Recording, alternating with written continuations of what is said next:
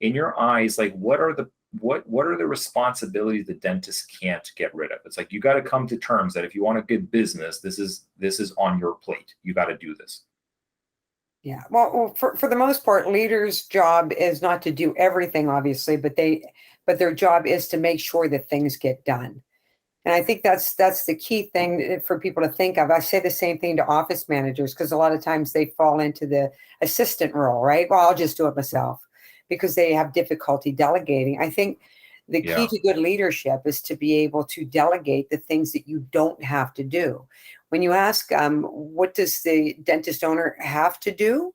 They have to do everything ownership, and all the ownership questions and all the ownership decisions. And they have to do everything dentistry, right? Because they're the dentists and they're the key providers, right? Typically, they're the primary. What's the ownership piece? What do you mean by everything ownership? So give me some examples. Buying new stuff, expanding, hiring new people, hiring transitions, like any kind of decision that has to be made where it's going to be, where they're holding the purse for it, right? They can get input, obviously, from the rest of the team and certainly the office manager, but an ownership decision has to be an ownership decision in the sense that they're liable for it.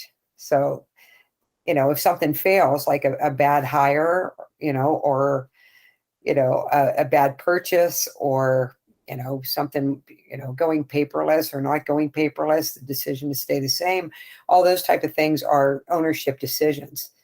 I think it's great to be able to involve the team on influencing some of these decisions.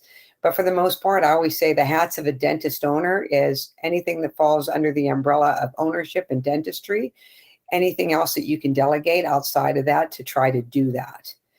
But to be able to do that, it has to be with somebody that that you're going to be able to trust, to be able to do it and do it, efficiently, and to trust them as a person as well, especially if it comes to the money and those type of things, which is why I think a lot of times you'll see relatives in dental offices, but you can't always trust them either. Yes. But if you, the basic, when you ask about how do we get good employees, a good employee isn't somebody that shows up. It's somebody that you help to develop into one if they're a good fit. I think you got to start before the recruit process to get your good fit. Your good fit comes from what is, just like when we were talking about the vision, what does my ideal team member look like? Is this person somebody that values the practice, somebody that's proud of their work, somebody that excellence is one of their core values? Is somebody that gets along with people and can empathize with patients? Like, those are the kind of things that you need to set your priorities for ahead of time. It's just like when you're going out to buy a pair of shoes. You don't go to the shoe store and say, oh, those are nice runners, but you're going to a formal dinner, right? You have to say, this is what I'm looking for. I want a person that does this, who behaves like this, who can add this that we don't already have, because we need a diverse group in order to be able to work with each other's strengths, right? So I think number one is to find out what your ideal is and be clear on it for who you want to hire. Second step would be, what is the role that we have that this person's going to fit in? And how do I share that? And how do I have a conversation and say, okay, what's important to you? What are you looking for in a workplace? And that's how a fit is established. A lot of times that goes one way. And a lot of times people will clone people, right? People will hire people, and according to how they answer questions is how you would answer the question. But then you're doing yourself a disservice, because you want somebody that's going to fill some of the gaps that are missing, right? Yeah, I've seen that, where people hire people like them, and then you have too many. It's like you have too many people specialize in just one thing, and then you don't have your bases covered on the other side.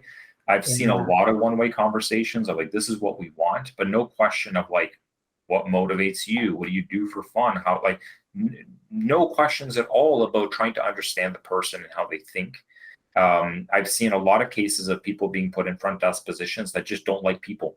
It's like, I get that this person knows how to use AbleDent and knows how to process the insurance payments and has worked in a practice for 10 years. But if you had stopped to think about it, you would have realized very quickly this person doesn't enjoy interacting with other people. They get annoyed with it. So guess what happens, like when, 100 patients call in a couple months, it's like most of them don't leave feeling very nice about that practice. Okay. Right. So, yeah, I feel like dentists, they look at the mechanical skills. Like I even had this, one of our dentists asked, they were looking to recruit somebody, um, and just talking them through that process, he's like, well, I need somebody with this experience, knows how to use this software. It's like, why don't you just like ask them to maybe send you a quick video about why, like, for me, I don't even care what their qualification are. Like you're answering a phone. I don't need to do, I can teach you how to use AbleDent like in a day. It's not that complicated, right? What you need to test for is this a happy person?